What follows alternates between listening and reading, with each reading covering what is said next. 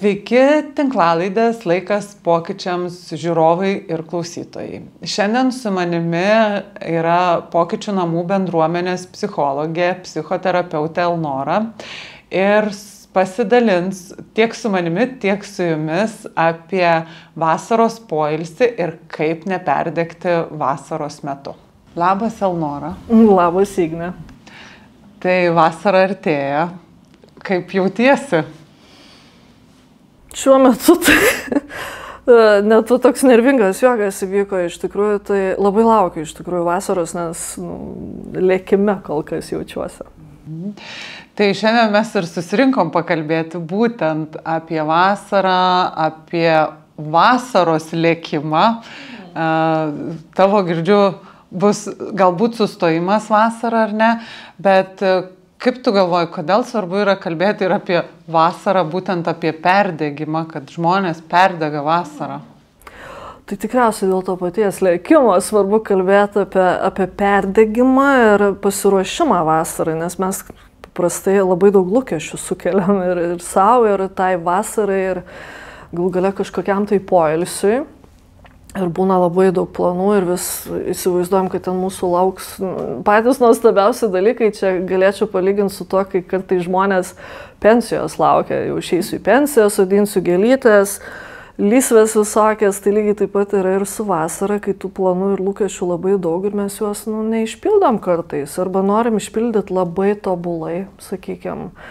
Ir kartu su vasaros atėjimu, aišku, ateina ir iškritimas iš ritmo, nes visus metus, jeigu kalbėtume apie žmonės, kurie, tarkim, turi vaikų, tai visus metus yra labai suplanuotas ritmas. Pirmadienis, penktadienis, vienas tėtis dirba ten vairuotoju, kitas ten mama kokia nors kepėja ir atsakinga už kostiumų dizainą. Savaitgalį vėl atitinkamai suprogramuoti, sudėlioti, o ir vasarą irgi noris kažkaip tai išpildyti tokį. Tai vat, kai tą lūkestį susikelia ir pats, ir iš dalies socialinės medijos labai mėgsta nuostabius pagražintus paveiksliukus dėti, įvardai, kad pati socialinė medija, bet aišku, mes kai skrolinam, kaip čia lietuviškai dabar, tai tos vaizdelius dedam širdelės, tai įsivaizduojam, kaip yra paprasta turėti tas nuostabias atostogas ir viską spėti, ir muziejus aplankyti, ir knygą paskaityti, ir su šeima pabūt. Ir kai ištinka vasara, supranti, kad dalies to nebepadarai. Ir tada, aišku, su tuo atsiranda ir kaltės labai stiprus jausmas ir tas toksai savęs kvestionavimas, toks perfekcionizmo momentas. Tai už tai turbūt svarbu kalbėti apie vasarą, jos lūkestį, mūsų lūkestį ją ir kaip save iš tikrųjų pastiprinti, kad to perdegimo tokio nebūtų. Tai kalbam dabar apie perdegimą. Tai kas yra perdegimas? Pirmas klausimas. Ir kuo jis skiriasi nuo tiesiog nuovargio? Kaip atskirti? Ar jau čia perdegiau, ar tiesiog esu labai pavargęs? Tai gal atsakant į tavo trečią klausimą būtų toks ir apibrėžimas, galbūt kartu kaip atskirti, tai elementariai tuo, kad jeigu aš pailsėjau, pasirūpinau savim ir tikrai išsimiegojau, mano poreikiai patenkinti ir aš jaučiuosi pilnas jėgų ir mano vidiniai resursai yra atsistatę ir aš galiu toliau vėl verst kalnus ir būtent tobula mama ar tobulas tėtis ar šiaip tobulas darbuotojas.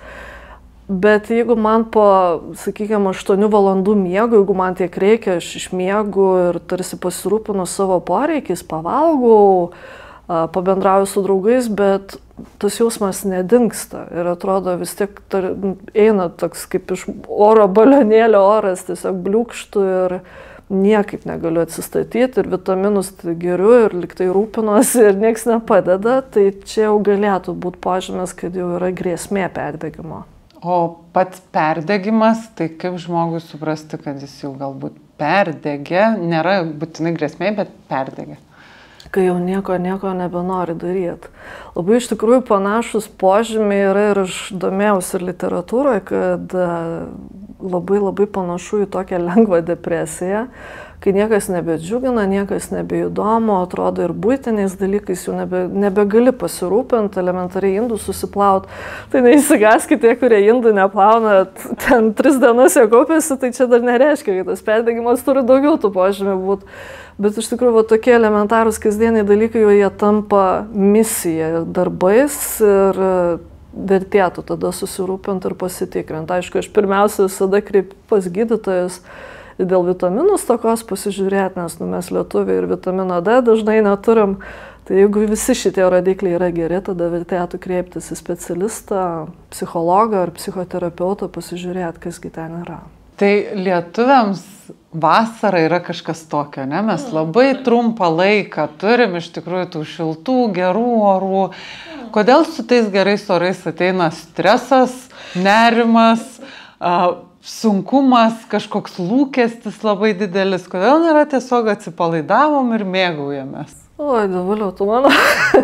Nes nemokam, jeigu taip trumpai, bet nenorėčiau, tai aišku, drėptelėjau, išsakiau, bet nesinorėtų nuvertinti, bet iš tikrųjų mes nebemokam atsipalaiduoti, nes lūkestis, kaip ir minėjai, galbūt čia ne tik lietuviam būtų, bet apskritai mūsų visuomenė žmogui yra labai didelis lūkestis, kad tu išpildysi tas 24 valandas per parą 100% ir dar truputį. Tai mes turim tą tokį irgi varikliuką besisukantį, kur tarsi turi įrodyti galbūt ir savo kažkokią vertę, ar gal vidinį tikslą turi, ką tu turi pasiekti, koks tu turi būti, ir tą vaizdą susikurti. Ir aišku, pailsėti jau tampa iššūkio.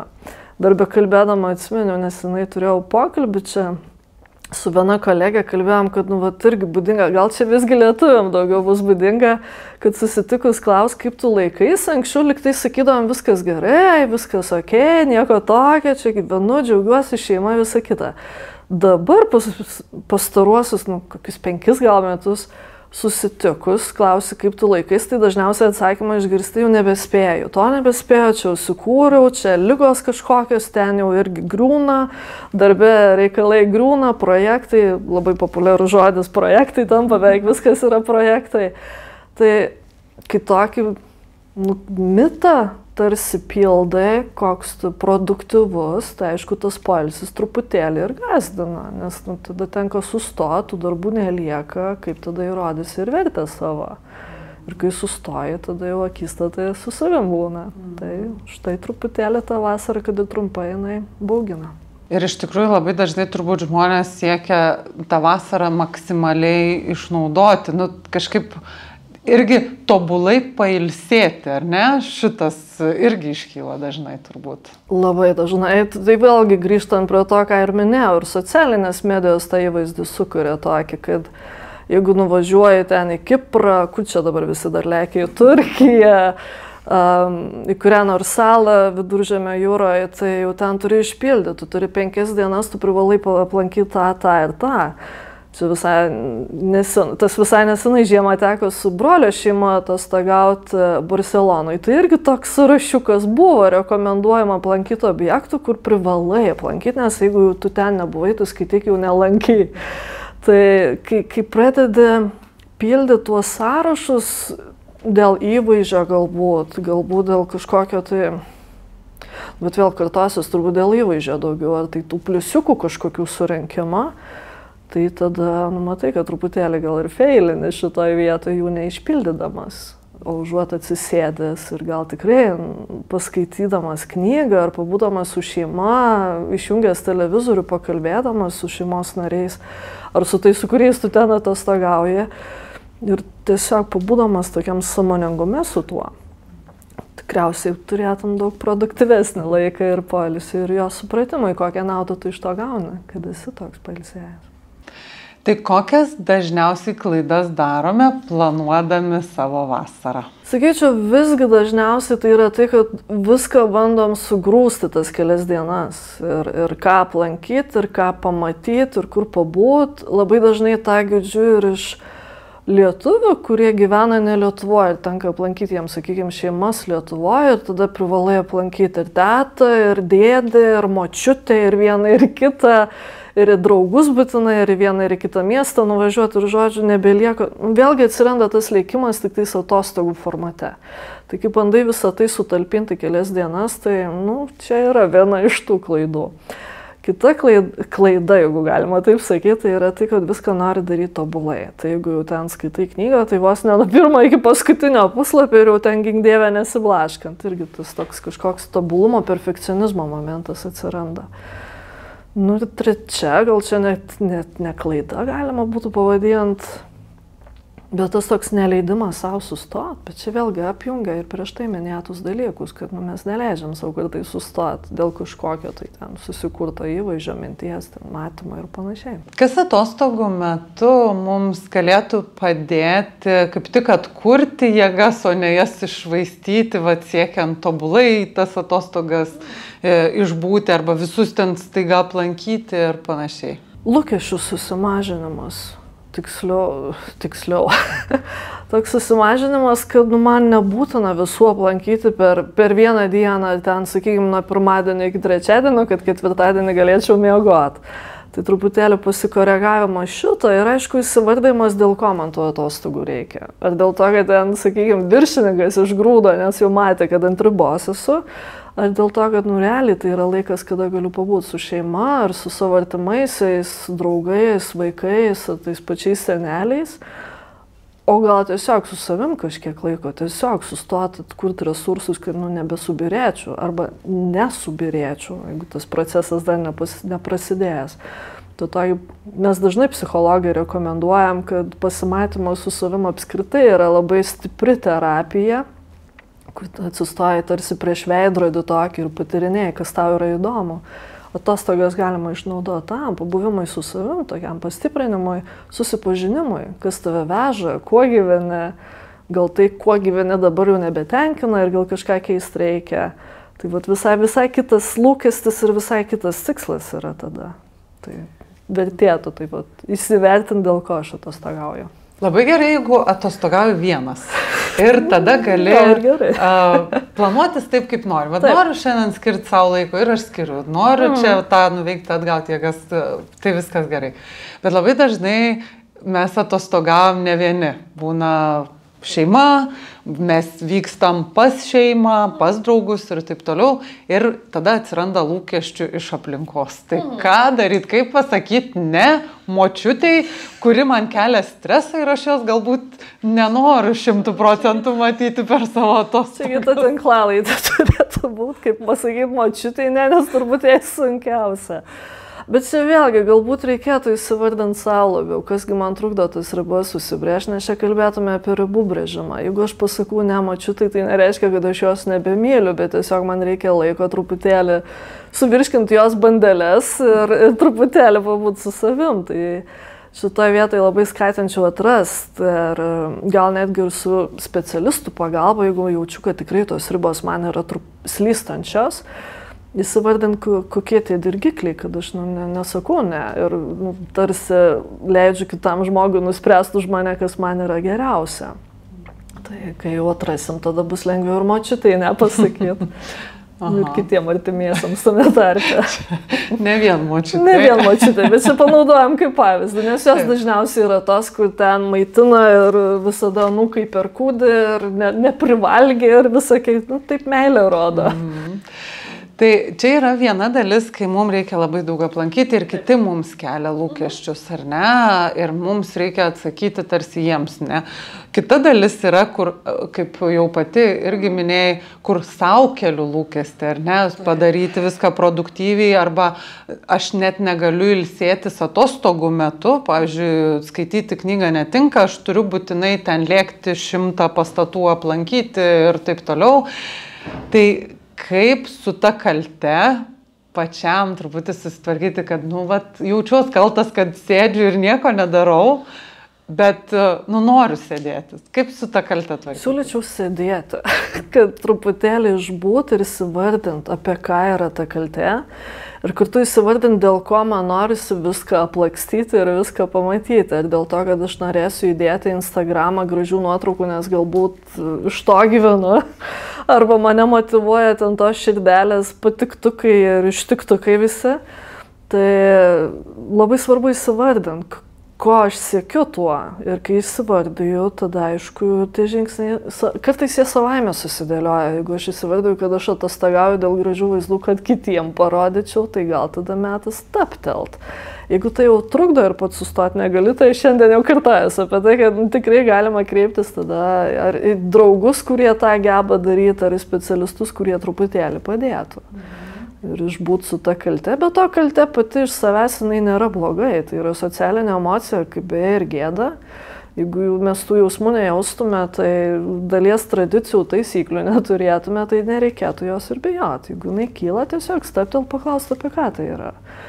Ir gal nesuskambės atsakymas, bet jeigu jaučiu įtampą ir stresą, tai gali irgi steptel tas auksinis klausimas, kurį visiems duodu, tai paklaus, ko man dabar reikėtų, apie ką tai, kaip aš galiu pasirūpinti savim šią minutę ir šioje akimirkoje. Dažnai atsakymai būna labai paprasti. Sustot, paskaityti knygą, gal galia kavos atsigert, kad ir kiek lakstytum, vis tiek stapteli kavos atsigert, tai irgi tas toks minutės pabuvimo su savimi yra. Tai čia turbūt seka ir mano kitas klausimas, tai kaip tvarkytis su įtampa, stresu atostogų metu? Kokios tokios, kasdienės, buitiškos praktikos, jeigu taip galvojant, jau neitumėm, kad čia būtinai medituoti dabar atsisėdus ar ne ir panašiai. Bet kas gali padėti, šiek tiek susimažinti, susinormalizuoti, stabilizuotis ir nejausti tiek streso? Kai ruošiausi temai, domėjaus pati šituo, nes galvoju, Dieve, tai kas čia galėtų padėti. Tai vienas iš tokių dažnesnių ir patarimų, jeigu galima sakyti įžvalgų, tai yra netaupyti atostogų. Nes mes dažnai metus dirbam taip, kad jau ten viską išbūsiu vasarą ir, žodžiu, sukaupu, nes esu to vertas arba verta. Tai tikrai yra rekomenduojama jų netaupyti, jeigu yra galimybė atostogauti tokiais tarpais metų eigoje. Jeigu taip nėra, net ir atostogaujant, aišku, metų eigoje, pirmas dienas daugiau, neskir tokiam lėkimui, bet daugiau tokiam irgi pabuvimui namuose, galų gale, kai būna tie darbai užsuka tiek, kad grįžti namo tik permiegoti.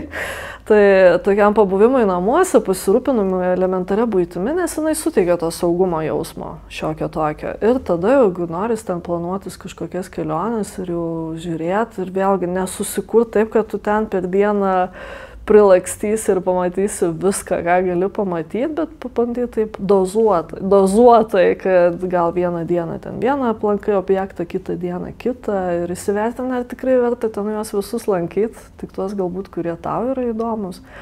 Ir tą lūkestį kartu irgi susimažinus būtent per šitą. Tikrai viską pamatysi, ką turi pamatyti, bet nebūsi pervargęs. Tavęs beklausant prisiminiau keletą net klientų, sutiktų žmonių, kurie sako, atostogos namie tai ne atostogos. Visada būtinai reikia bėgti, skristi, kažkur vykti, nes namie tai ne atostogos. Oi, padiskutuočiau aš su tais klientais.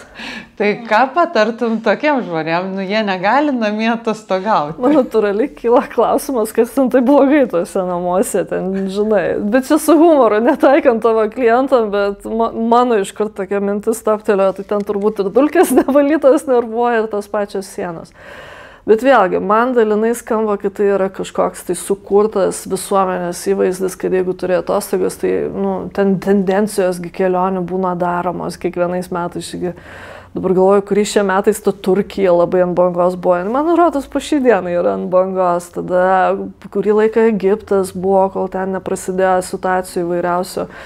Tai jeigu turi tą tokį visuomenę sukurtą paveiksliuką, kad tu privalai atostogauti ir maždaug čia savam kaime tai nelygis, pakviešiu šiaip pažiūrėti, gal ne pačiuose namuose, bet kur nors, žinai, pakrašty miesto ar į sodybą kokią nuvažiuoti ir bent porą dienų pabūt, išbūt tame nepatogume, kas irgi galbūt, čia biškai terapija, turbūt išeina, kas irgi galbūt padėtų įsivardinti, kas čia yra, kad tuose namuose taip nemiela. Nes mes patys kažkaip tai kūrėmės tas erdvės ir tikrai gali pailsėti ir savuose namuose, neliekdamas niekur, bet čia vėlgi reikia truputėlį tam drąsos ir pabūti su savim ir nepildyti kažkieno kito įvaizdžio, kokios tos tavo atostogos turėtų būti. Tai kadangi vasara tik prasideda, tai kokį pasiūlytum, rekomenduotum pirmą žingsnį, kokį jie galėtų padaryti, kad šią vasarą jie ir truputį produktyviai, ir truputį su poilsiu pailsėtų? Drąsos neskubėti ir labai įsivardinti savo, kokiųgi visgi aš atostogų noriu. Ir apie ką jos man yra. Ar tai yra apie laiką su savim, ar tai yra apie laiką su savo šeima, ar tai yra tos laikas apie istoriją ir kultūrą, tai tada elementariai, kad bus pažintinės kelionės, bet kviečiau tokios drąsos truputėlį. Šitoj vietoj turbūt svarbus yra tas sąmoningumas mūsų. tai kokia praktika arba koks metodas tokio galėtų atnešti labiau to sąmoningumo planuojant atostogas? Čia galvoju, net vieno gal ir nėra. Nu, žinok, šitoje vietoje truputėlį stabtelt noris pagalvoti, nes iš pradžių taip toptelėjo mintis, kad tas 5-4-3-2-1, kuriuo tu irgi pakankamai nesenai atrodo dalinaisi. Nes padeda šitą praktiką ir savo pojūčius, tokį įsižeminimą ir tą patį sustojimą, apie kurį šiandieną kalbu, tai kai tu pradedi savo kūną tarsi skanuoti per pojūčius, tu stabteli ir supranti, kur aš esu, apie ką aš esu. Tai būtų gal viena iš tų praktikų, aišku, saugios vietos praktika, bet čia toks irgi miksas, pabandyti vizualizuoti tą vietą, kurioje tikrai jausčiausi ir saugiai, ir pakankamai laisvai, ir pailsėjęs. Manau, ne vienam žmogui kažkokia tai vieta iškiltų.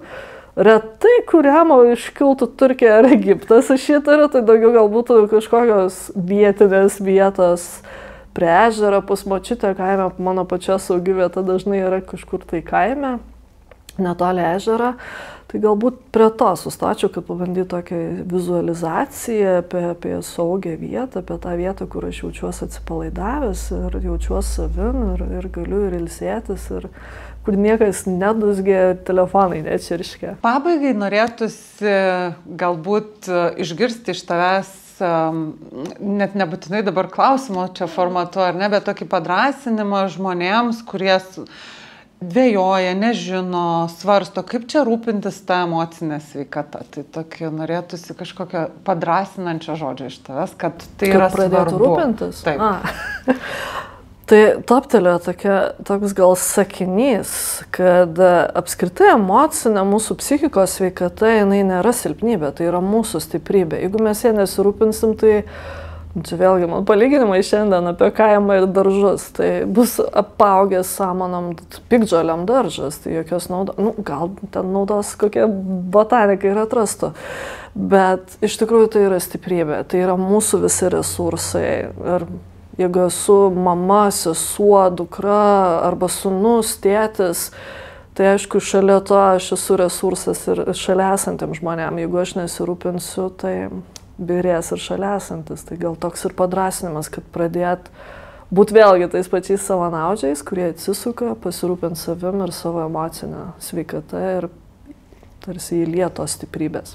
Ačiū labai, kad pasidalinai apie vasarą, apie poilsį, savo įžvalgomis, rekomendacijomis. Tikiuosi, mūsų klausytojai išgirdo tai, ką jiem reikėjo išgirsti ir ši vasara bus šiek tiek kitokia. Aš irgi tikiuosi. Ačiū, kad pakvietai. Ačiū, kad sudalyvavai. Jeigu šiandien klausydami mūsų tinklalaidės išgirdote naudingos informacijos ir norite toliau gauti turiningą, naudingą turinį, kviečiu pamėgti mūsų YouTube kanalą ir sekti naujienas.